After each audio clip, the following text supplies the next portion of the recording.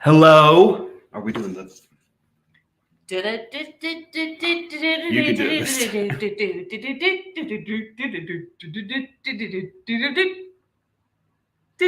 Am I host one this time? Sure. Welcome to the Unedit, the show where we keep it real, raw, and unfiltered. That's right. We're not here to sugarcoat anything. We're going to give it to you straight, no chaser. We're going to have to change this at some point. Mm-hmm. I'm David, and this is my co-host, Whitney. Each week, we're going to take you on a journey through the ups and downs of life with a little bit of humor and a whole lot of heart. In segment 1, we'll be walking you through the heart framework. And in segment 2, oh wait, do you say? No. You said? Yeah, you can go ahead. And in segment 2, we're going to be bantering back and forth about pop culture. So sit back, relax, and get ready for a wild ride. This is the Unedit. You couldn't resist, could you? No, it's a whole thing. Okay. Hi. Hey. It's one of those days, isn't it? Yep. Seems to be one of those days. Your hair looks good. Thanks. Got that going for me. If I rub your back, will it put you in a better mood? You're just kind of cranky. Okay, so let's do a heart check-in. Can you walk us through heart this time? Yeah. I don't even remember where you started. We're just starting Your at the top. elevator pitch. HEART. Heart is a framework for helping you balance your life and achieve your goals. Yes. But you have to do it for it to work. You do. I think we could probably use some of that around here. So give us a quick walkthrough. Kim, do you remember? You've heard me talk yeah, about I this know. ad nauseum. Ad nauseum. Mm-hmm. H Pop it. is help me. Help yourself. Help yourself. So that's food, water. I mean, basically nutrition, moving your body, and everything that you need to sleep, water, nutrition, sleep, and water, movement. Nutrition, and movement, just to make you feel good. E is emotional health. Empowering yourself. Empowering yourself. Which is 3 checkpoints. Okay. Your heart, your soul, your mind. Nailed it. A is apples. All your people. All your people. Good gravy. How could I forget that one? They're never far away from me. R is resources. That's the money. And what? Responsibilities. That's all the money things and the taking care of the cars and the everything that needs routine maintenance and I guess that could be yard work. Yeah. T is trade, and that's your work. Yeah, I'm struggling with T. Yeah. These past couple of weeks. You have low T. I have low T. Not that kind of T. Wait. What low T is like the buzzword now for men. Is low testosterone levels. Low T. Oh, really? Yeah. How is that buzz? That's what they're selling out there these days to these poor old men like me who they try to talk you into having low T. I don't know. I'm good. Interesting. Yeah. So anyway. That was funny. Where did we leave off? I don't remember where did we leave off last week. I don't remember at all. We just did it last week. I feel like last week was. Oh, that was after the 3-week after layoff. 3 weeks of not being in the groove, which I have got to tell you, I'm trying to figure this out. I love the summertime because our kids are home but when you have school-age children, they are there all the time, like you just said, like just never very far away. Mm-hmm. And even when they are far away, they forget their backpacks, and you have to run up there. And then they say, "Oh, I forgot my lunches." Or their sports gear. We have been trying to instill responsibility through what is the book is faith-based. What is it? No, it's sounds like you need to reread it. I'm just struggling this morning. I haven't read a The parenting brain. book in a while. Grace-based parenting. Yeah, it's time for a reread. Yeah, and there's some good things in there to help them with responsibility. And some of it has to do with natural consequences. So, so why don't we just start over? Yeah. Help yourself. Have more kids? No. Good gravy, no. I didn't think that's what because why are we not having more kids? Because 3's enough. And as Whitney has said before, babies are so cute though. They would be it would be beautiful photography and content and all that kind of stuff, and then she would just hand it to me. But social media is not a good reason to have children. No, it's not. Also, I'm not really like into posting pictures of kids online anymore. Yeah, it's not. Especially with all this deep fake stuff. Not even going to talk about it, but that was so funny. Oh my goodness. Anyway, yeah, I can't talk about it. No. Okay, so help yourself. How are you doing on your nutrition, water, sleep, movement? I'm good on that. I'm in the best shape of my life. Mm-hmm. Yeah, you are. Last night I had a salad for dinner. We ordered fuzzies. I'm gonna have that for lunch because I didn't get any last night. And the kids were in here going after the leftovers, and I was like, no. I'm gonna have this for lunch. You're not having my fuzzies for breakfast. You know what? If we run out of food, I don't think it's gonna hurt anybody in this house. No, it wouldn't. But I was kind of looking forward to having it when I got home at 10 o'clock last night. Like that pizza I wanted for lunch on Monday that got burned in the toaster oven. Yeah, I'm easily distracted. That's a problem. It's a problem. I know. So it's emotional health for you. Right. Yeah, I think that the solution to being distracted is, so I started listening to this podcast on Audible this morning. Mel Robbins. Do you know who Mel Robbins is? Do not. Tell me. I don't know. It's a girl. Oh. Lady. She was in 8th grade in 1982. So that makes her about your age, right? Yeah. She's got glasses. She has that comedic voice, that it's a little bit lower, almost dry, and just calls it like it is kind of voice. You know what I'm talking about? And so when she says stuff, there's something about that tone of voice. It works for female comedians. And so it just sounds funny when she talks. So anyway, she has this podcast on Audible called Reinvent Your Life. And I'm feeling kind of stuck right now. So I was like, well, I'll just listen to that while I get ready this morning. So I did. It was really good. But she uses the metaphor of a road trip, and she tells this really delightful story about how she went on this road trip when she was in 8th grade in 1982. And she tells all these funny things, like her dad driving and this rented RV, and the steering wheel is the size of a wagon wheel, and all this. I mean, just it's funny. Yeah, no, just really cute, funny stuff. Like they take right turns, and all this stuff falls out, so they duct tape it. I'm like, and that's like RV life for you. We did that. We rented an RVs. So I'm really relating to this metaphor that she's while I'm getting ready this morning. And she, I've always said that you can't fix the car when it's barreling down the road at 90 miles an hour. It's hard to do. And she doesn't use those words exactly, but the metaphor this road trip metaphor that she uses is similar. She's like, you just have to stop. Like you are going so fast that you don't even know if you're going in the wrong direction. She actually didn't say that either, but she probably appreciates you working. Active listening right now. I am actively. She actually says, I need you to actively listen. And well, Mel, she is. And so at the end of the second podcast, she walks through a breathing exercise, really simple, just in for 4 counts, out for 8. Wait. That seems like a long exhale. It's a long exhale. Hold it for 8. You're going to have to count 2, 1, and then exhale for 8. I just did that. Are you supposed to hold it? That's what I forgot. In for 4. Out for 8.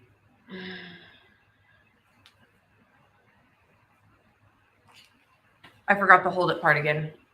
In for 4. We held it. Hold it for 8. Oh, goodness. Out for 8. Anyway, it's supposed to, so she just, on this podcast, this is on Audible if you want to listen to it, she walked you through it, which is just really nice to have somebody coaching you through that. Mm-hmm. You know, it makes me wish I could find a really good meditation podcast with somebody has a really cool voice and they're just going to make me, you know, stop and recenter myself, rebalance, all that stuff, you know. I was kind of sitting here having a thought just yesterday. You just had said that you're stuck, or you're just. I'm feeling stuck. Not. What did you say? I don't want to look at my phone, but it was. I'm not feeling very productive. Yeah. Oh, when I texted you last night. Yeah, not feeling productive. Yeah, and I feel like I'm not earning my keep.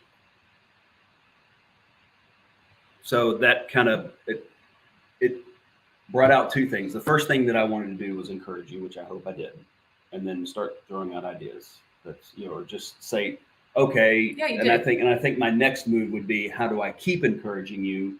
Do I have to follow up with you every day to say, hey, what are you working on? Which way are we going? I feel like just in the last 2 or 3 weeks, the team is kind of going one way, and then sometimes Whitney goes another. Oh, Whitney's real great at. And I know, and it gets frustrating. I know. And that's where I am too. Is I get frustrated too, and so if I'm frustrated, then how's everybody else feeling? And I don't want Kristen to lose, and Laura. I don't want to lose their support and their motivation, because they're working hard. They are. And they put all this stuff They're together, great. and all of a sudden we go, not going to do it. You know. I don't want to make you feel bad about it, but we just need to be. I do feel really bad about it. We need to be more aware. And if we need to sit down and, you know, because we are barreling down the road at 90 miles an hour, even with Kristen and Laura, is we need to maybe stop and say, okay, what are we going to do? What are we going to do? It's going to be set in stone. Here's what we're doing. So Donna Miller has a new book out. Okay. Called, what is it called? Becky told me about it. Hero on a Mission? No, that's a really good one. He's a good writer, guys. I'm a big Donna Miller fan. What is it called? Hang on. It'll be on Amazon if I look it up. Donald Miller. We Like Jazz. It was a good book. It's funny. If you want a good funny memoir, just because he's coming of age, it's a great story. How to grow your small business. Oh, well, let's get some copies. And so I downloaded this on Audible yesterday as well. I had to go to a funeral on Monday, so I had some time in the car, and I thought, I'm going to listen to.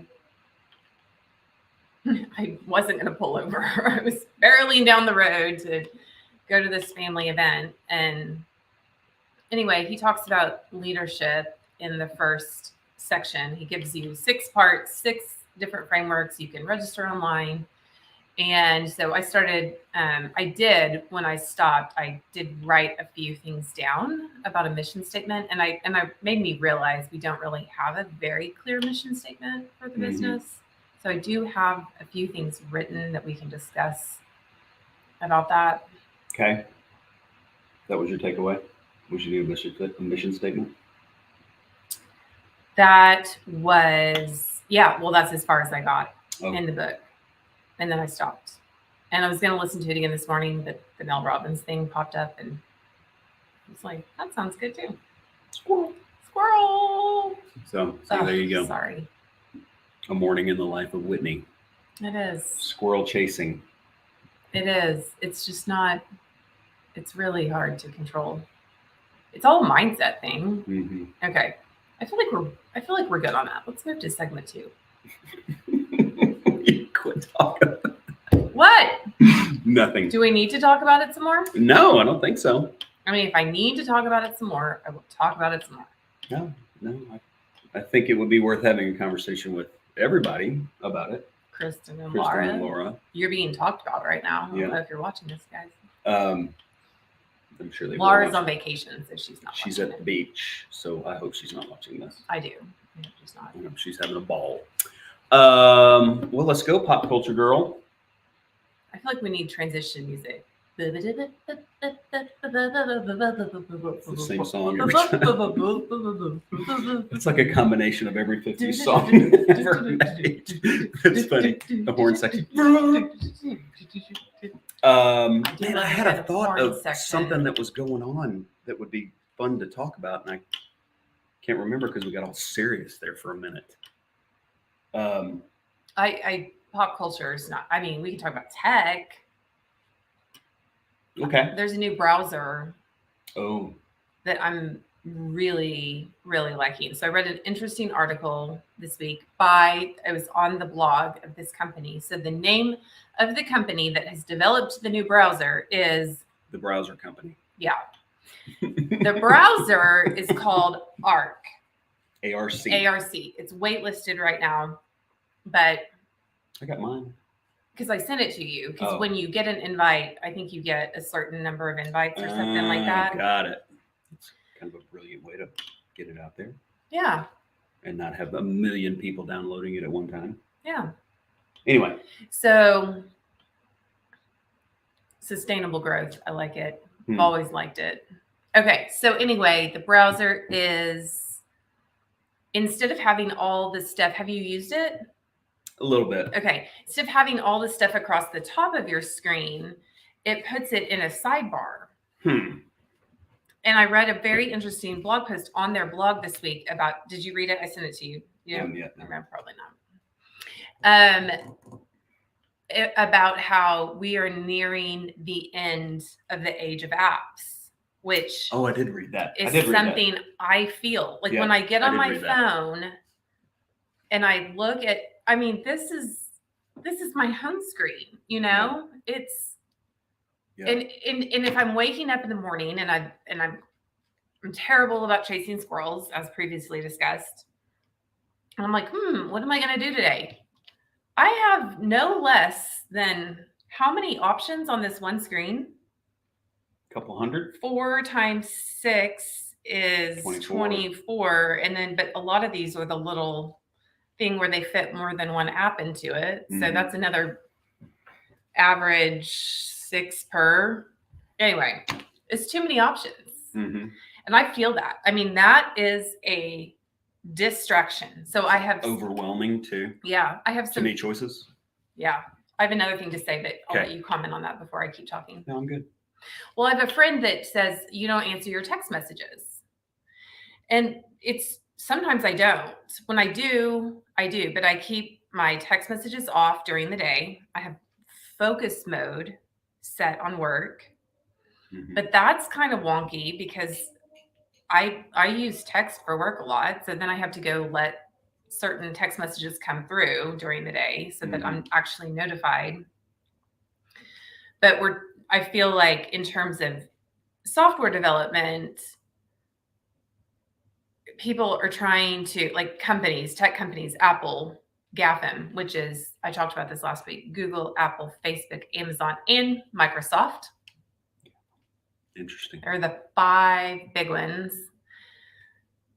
They're now an acronym all smooshed together. Yeah, but you know, they're all fighting for our attention by giving us more things. And what we need is one thing. And so a really good one thing instead of a million little things. The winner of the next tech race is not going to be artificial intelligence or whoever develops that. The winner of the next tech race is going to be who can help us consolidate all this most efficiently. I mean, it's 2023. The fact that I cannot open my computer to one screen and it shows me this is your bank account stuff right here, like on the screen. Here's your bank, here's your sales channel, here's your note. I mean, I have to click something and open it up, and then I'm in that interface, and I just need one interface. Just need one. That's all I'm saying. Okay. Probably like augmented reality where they plant something in your brain, and that's just what you see. And it's I connected listened the to a internet. podcast about that yesterday called, just in case you want to listen to that, apparently there is. And then whatever you think about. So if you're thinking about money, it pops up your bank account. That would be wild. Oh my goodness, that's kind of scary too. We're not that far off. Yeah. What was it about? It was, I don't know. It was something about there's a thing, a headband thing that you can put on your head. Oh, the title of the podcast was something about like the battle for our brains. And there's this thing, it's called the Muse headband. It's been out for a while. It's about $200-$300, I think. Didn't buy one, but Good. but it's this thing that goes on your head somehow, and it registers brain waves, and then it can send you data on how, I don't know what you do with the data. No. But it's just a matter of time before tech companies are off, like Meta, of course, Meta. Ugh. Not a big Meta fan / Facebook at all. Mark Zuckerberg is not trustworthy. Okay, focus. Okay. But they've developed something similar, but then the data from your brain is actually going to go to Meta and be used to feed you more ads. Mm-hmm. That's why I said no. Versus No. I'm a big fan of Apple because they did that data privacy thing. My cousin works for Apple, and I saw him on Monday, and I was like, so how are things going? Tell me about AI, blah, blah, blah, blah. And he said, AI is a privacy issue. He said, every single meeting every single week, I have meetings with lawyers about AI privacy. Mm-hmm. Like, thank you, Apple, for keeping that in mind. I support that. What if Gaffer is, or Gaffam. whoever, you said that the next thing will be who can simplify basically your apps on. What if the next move is just people turning away from technology altogether and go back to a flip phone or just disconnecting? I would not. Because it's kind of getting crazy. It's getting crazy. It's too much information. Okay, so I'm good at trend prediction, right? Okay. You're not agreeing. You just said okay. I'm good at trend prediction. You are. I'm good at when I had a stationery company, I could always kind of predict what the next bestsellers were going to be. Mm-hmm.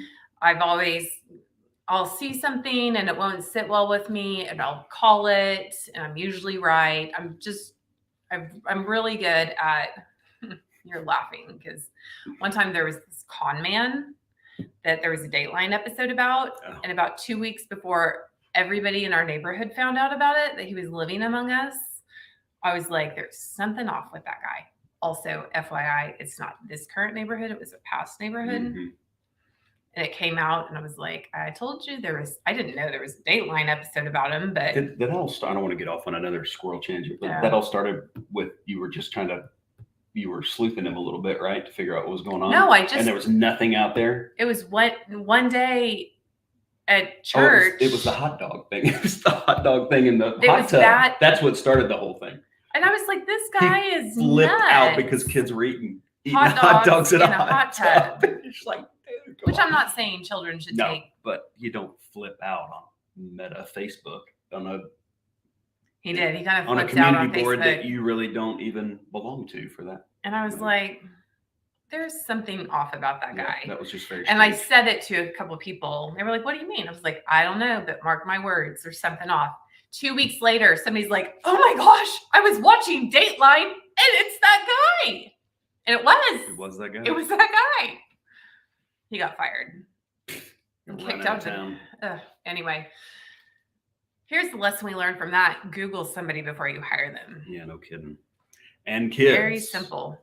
Be cautious of what you do and what you put out there, pictures and whatever else, because it doesn't get deleted. As my mother used to say, be sure your sins will find you out. Mm-hmm, mm-hmm, yeah. Mm-hmm. Okay, so what were we talking about before that? We were talking about privacy and technology and GAFM and talking about Bain saying he had AI is a privacy concern. Well, just that Apple trends, is, and you're picking the trends. Yep. And I just so we're doing our workshop next month English workshop is going to be on digital planning. Hmm. I can't tell That's you new. anything else about that right now. But because here we are talking about like moving away from digital planning. But here, I'll tell you this. So iPhones come out in 2006. I remember because I was in New York and Had to have one. for grad school stuff, and I didn't go buy one in New York. There were lines everywhere, and I didn't go buy one. But you did talk about it a lot. I remember that. Because everybody was talking about it. Mhm. Are you going to get one? You know, so I didn't want to. I had a flip phone. I liked it. It fit in my pocket. It did what it needed to do. Just didn't feel the need. Mhm. I did get one like 6 months later, I think. But the trend was like, oh, it's on my phone. It's on my phone. Everybody all of a sudden puts like all their planners and everything. Planners died. It was the death of the planner. Mhm. And stock on publicly traded planner companies declines, blah, blah, blah, blah, blah, blah. Mhm. So we lived through 10 years of this. And I'm like, there is something, I had this is the feeling I had. It was this, why do I feel so distracted? And so I created a planner. Mhm. And I said, it needs to be really simple. It needs to have a to-do list and a schedule. That's it. Mhm. Because I was using an 8.5 by 11, Mhm. just like what do you call those notebook things? The spiral bound notebooks that you would use in college. I just used those all the time. I would buy a new one and Oh, I don't know what they're called. Yeah. Like Spiral. a Mead spiral Yeah. notebook. Yeah. So created a planner. It goes gangbusters. Sold that company. Yay. Counted as a win. But here we are about 10 years out from that. And I'm feeling it again. I'm feeling that sense of something is not working. There's just, I'm feeling very distracted. I'm feeling, and now I have a planner and a phone and too many apps and all these, and oof. A little chilly. Oof, Man, that's it was cold. 80 degrees yesterday. No, it's not. Welcome to Oklahoma.